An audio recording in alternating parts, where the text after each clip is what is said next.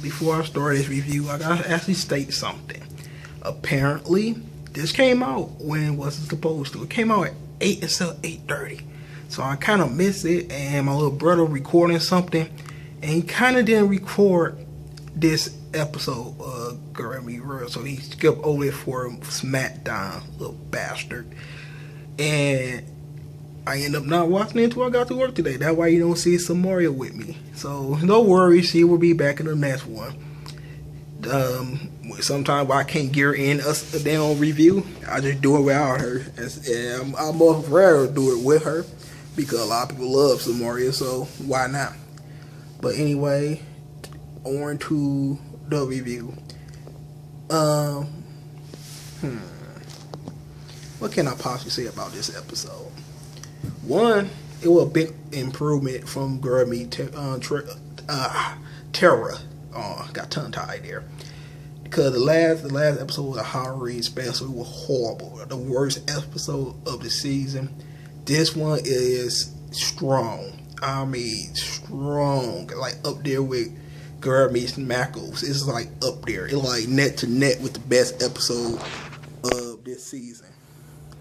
With that said, I can't say that I have any problem with it. However, I can tell you a lot of stuff that I actually like about it. One is the return of the Lux Lady for Glory Meets Rare. That was pretty cool. Two, the lesson. The lesson was practically about the Great Depression, showing like how many people have been forgotten. Like say for instance, the Lux Lady, what she do and what she do for the children. They seems to not kill the janitor. He clean up all the messes that the kids make sure everything's sparkless, and they don't notice. They don't make his job easy either. Now, Rowley, Lucas, and Falco, the four friends, we know that they always have a goddamn assignment together. Just always doing four. Now, Maya and Rowley had to work in the lunchroom. So they work in the lunchroom for like a good 45 minutes, had to peel potatoes, and they actually see all the stuff that they got to see all the stuff that the lunch lady has to go through.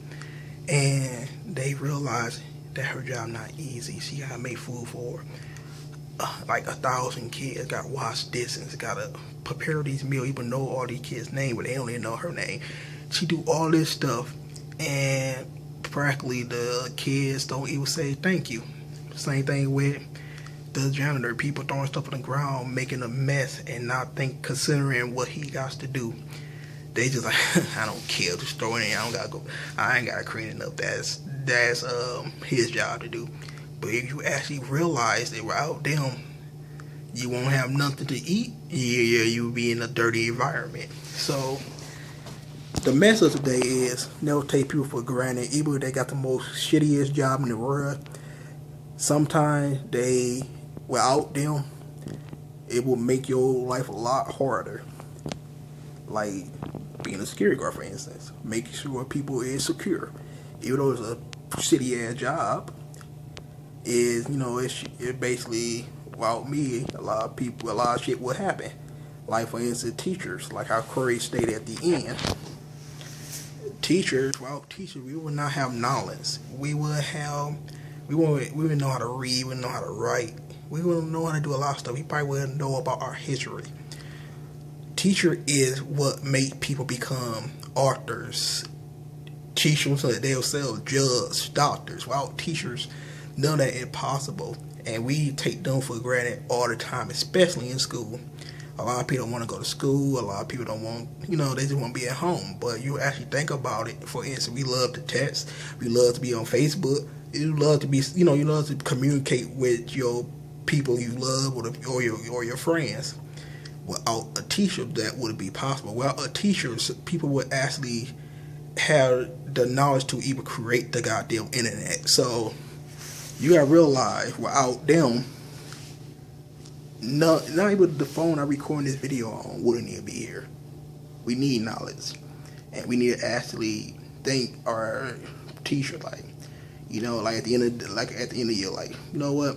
Thanks, man. You actually taught me. You know, honestly, because without them, we're nothing. It's just how it is. You gotta realize that without doctors, we was succumb to so many sickness. You know, without the pharmacists, people that the people that create medicine. Think about it. We take a lot of shit for granted, and we actually pay attention to stuff that don't matter. And that was the overall message of this episode. This message was better than that 1967 message, because I love that message. I know Poetic Power, like, if you fucking do you give it a 10? I gave the message a 10, but I gave the episode a fucking 4.